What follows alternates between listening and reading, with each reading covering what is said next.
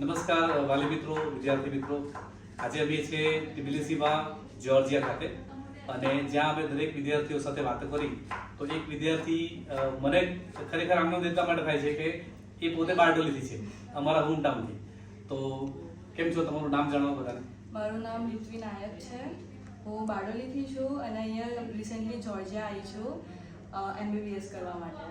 Okay, તો અત્યારે તમે કયા સેમની અંદર સ્ટડી કરી રહ્યા છો? ફિલહાલ હું સેકન્ડ સેમમાં છું, first year, and I am recently pursuing my studies in DTMA, that is David William medical university. Okay, so overall જે અત્યારે તમે ટાઈમ પસાર કર્યો જ્યોર્જિયાની અંદર, તો એની અંદર તમારો અત્યાર સુધીનો એક્સપિરિયન્સ કેવો રહ્યો? The experience is really nice over here. Like the people over here are so joyful, and also the people are so happy with us. અને તમે જ્યારે અહીંયા ફરો તો લોકો તમને એવું અલગ પાડે એવું નહીં. અને અહીંયાની જો સ્ટડીઝ રિલેટેડ જો વાત કરીએ, કારણ કે આપણે અહીંયા ભણવા આવ્યા છીએ, તો MBBS અહીંયાનું પણ એવું અલગ નહીં કે તમે બહાર આવ્યા છો તો કંઈક અલગ છે કે તમને કોઈક ફ્યુચર તમને નહીં દેખાતું તમે બહાર કરીને આવ્યા.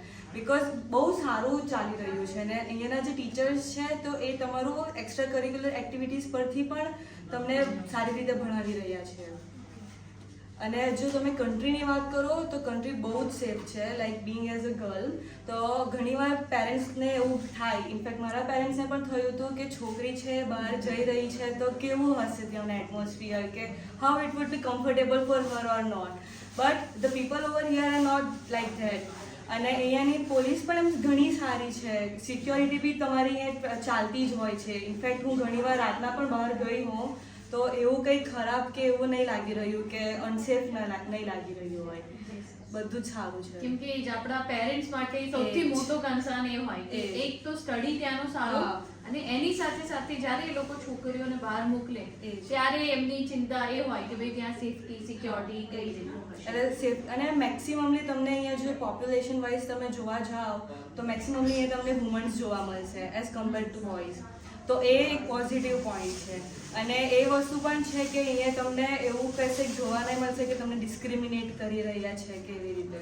અને એ લોકો તમને કંઈ પણ તમને એ લોકો ખાલી જોશે તમને કે તમે કોઈ મુશ્કેલીમાં આવી રહ્યા છો તો એ લોકો તરત અપ્રોચ કરશે તમારી સાઈડ કે if you want any help we are here. It's like that. Okay, હવે બેઝિકલી એજ્યુકેશન સારું છે તમે કીધું, પણ આપણે તો બારડોલીથી આવી, સુરત જિલ્લો, એટલે ખાવા પીવાના શોખીન. તો અહીંયા તમે હોસ્ટેલમાં રહો છો તો તેની સુવિધા કેવી છે? અહીંયા તમને ફૂડ જે મળે છે તે કઈ રીતનું છે? ટેસ્ટ બદલાય છે? મમ્મીના હાથનું મિસ કરો છો કે અહીંયા આપણને મળે છે? મમ્મીના હાથનું તો ઓબ્વિયસલી આપણે મિસ કરી જ રહીએ, કારણ કે એ તો ઓબ્વિયસલી અલગ વસ્તુ છે. બટ ખાવાનું અહીંયા સારું છે. લાઈક ઇન્ડિયન ફૂડ જે છે તો એવું નહીં કે તમે એમ જ પરાણે ખાતા હોય છે, તમને ટેસ્ટ લાગી રહે. અને બીજી વાત કરીએ તો અહીંયા મેમ કેફે ચલાવે છે, તો કેફેના અંદર ઘણી સારી વસ્તુઓ એમણે રાખી મૂકી છે. ઇનફેક્ટ તમે રાતના 10 વાગે બી જો તમને ભૂખ લાગી હોય, 11 વાગે બી ભૂખ લાગી હોય તો મેમ તમને ઇન્સ્ટન્ટ તમને બનાવી આપશે તમારે જે જોઈતું હોય તે. અને રહી વાત ખાવાની, તો વેરાયટી હોય છે વીકમાં. તો એવું પણ નહીં હોતું કે તમે આજે લાઈક દર ત્રીજે દિવસે તમારું રિપીટેડ ખાવાનું થતું હોય. પ્લસ રાઈસ પણ હોય છે. તો if sum students want with roti and if they feel that અમારે રાઈસ નહીં ખાવો તો રોટી ખાઈ શકે છે. અમુકને એવું હોય કે અમારે રોટી નહીં ખાવી બટ રાઈસ છે તો રાઈસ સાથે સબ્જી ખાઈ શકીએ છીએ. તો બધા ઓલ્ટરનેટિવ્સ છે. અને પ્લસ બીજી પોઝિટિવ વાત એ છે કે રોટલી જે છે તે ગરમ બનાવવામાં આવે છે ત્યાં જ હોસ્ટેલમાં બાજુમાં જ. તો ગરમ સર્વ કરવામાં આવે છે અને જે સબ્જી બી છે તો એ ગરમ થઈને જ આવેલી હોય. તો એ પણ છે કે ગરમ ખાવાનું મળી રહ્યું છે અમને. એટલે ટૂંકમાં જ્યોર્જિયા જેવા કન્ટ્રીમાં પણ આપણને Indian food with a good taste આપણને અહીંયા મળે છે. અને એક મેસેજ તમારા થ્રુ અમે વાલીઓને પહોંચાડવા માંગીએ છીએ, જે દીકરીના વાલી છે, કે ભાઈ તમે દીકરીને વિદેશ મોકલવા માટે તમે એટલા ખચકાવ નહીં, અને ખાસ કરીને જ્યોર્જિયા જેવા કન્ટ્રીમાં તો બિલકુલ નહીં, કારણ કે અહીં બહુ સારું છે. એક અપીલ તમે ખાલી કરી દો. એ હું એક વસ્તુ કહીશ કે લાઈક છોકરા હોય કે છોકરી હોય, બટ ઓબ્વિયસલી ગર્લ્સ પેરેન્ટ્સ તો ચિંતિત હોય જ છે. પણ એ ખાલી ફર્સ્ટ મંથ તમને એવું લાગશે કે અલગ છે, શું થશે શું નહીં.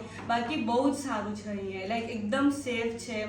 માનો તો એ બહુ જ સેફ છે. ને અમે પણ આવ્યા હતા ત્યારે અમે જોયું હતું તો એમાં બતાવતા હતા કે 6 સેફેસ્ટ કન્ટ્રીઝ નામ આપ્યું છે અને તો એ વસ્તુ મેં રિયાલિટીમાં અહીંયા જોઈ છે કે એકચ્યુઅલી એવી વસ્તુ છે લાઈક એવું કોઈ કેમ ખરાબ વસ્તુ કે એવું નહીં થયું આજ સુધી, એવું કોઈ જાતનો એક્સપિરિયન્સ કરવામાં નહીં આવ્યો, બધું જ એમ ફ્રેન્ડલી વસ્તુ છે અહીંયા. અને લાસ્ટમાં એક વસ્તુ ખાલી હું એડ કરીશ કે અમે 2 દિવસથી જ્યોર્જિયા ફરીએ છીએ અને 2 દિવસમાં અમે જે પર્સનલી એક્સપિરિયન્સ કર્યો મેડમે પણ કર્યો, અમે યુનિવર્સિટીઝ પણ ગયા અને બીજે પણ ફર્યા. તો એટલા બધા ગુજરાતી વિદ્યાર્થીઓ છે, ઇન્ડિયન વિદ્યાર્થીઓ, ઇન્ડિયન સ્ટુડન્ટ્સ છે અહીંયા ઓલરેડી, અને ટુરિસ્ટ પણ ગુજરાતી ઘણા બધા છે. એટલે તમને એવું કોઈ ફિલિંગ નહીં આવે કે ભાઈ આપણે બીજા પારકા દેશમાં છે. તો એ સારામાં સારી વાત છે. અને 6th સેફેસ્ટ કન્ટ્રી તરીકે જે છે તો તમારે કોઈ ચિંતા કરવાની જરૂર નથી. અને તમે અમને સંપર્ક કરો, મેકિંગ ડોક્ટર્સ ઓર્ગેનાઇઝેશનને તમે સંપર્ક કરો અને તમે તમારું MBBS થવાનું સપનું પૂર્ણ કરો. મેડમ તમે કંઈ કહેવા માંગો છો? બસ ખાલી હું એટ ધ લાસ્ટ ખાલી ઋત્વીને એટલે પૂછવા માંગીશ કે આજે તમારું અત્યાર સુધીની જર્ની રહી છે સ્ટાર્ટિંગથી લઈને અહીંયા સુધી, એની અંદર MDO નું લાઈક રોલ એન્ડ સપોર્ટ તમારી સાથે કેવો રહ્યો? સારો સપોર્ટ રહ્યો છે like through out the process. અમે જ્યારથી સ્ટાર્ટિંગથી પ્રોસેસ ચાલુ કરી હતી ત્યારથી તો હું અહીંયા આવી ગઈ. હું અહીંયા આવી એના પછી MDOમાંથી જે મયુર સર છે તો એમણે પણ મારા પેરેન્ટ્સને સંપર્ક કર્યો હતો કે ઋત્વીનું કેમનું શું ચાલી રહ્યું છે. સરનો મારા પર બી મેસેજીસ ને ફોન આવી રહ્યા હતા કે તને કંઈક જરૂર હોય કે કંઈક ખૂટતું મૂકતું હોય તો અમે જ છીએ. તો ઈચ એન્ડ એવરી પોઈન્ટ પર એ ઓલવેઝ ઊભા હતા.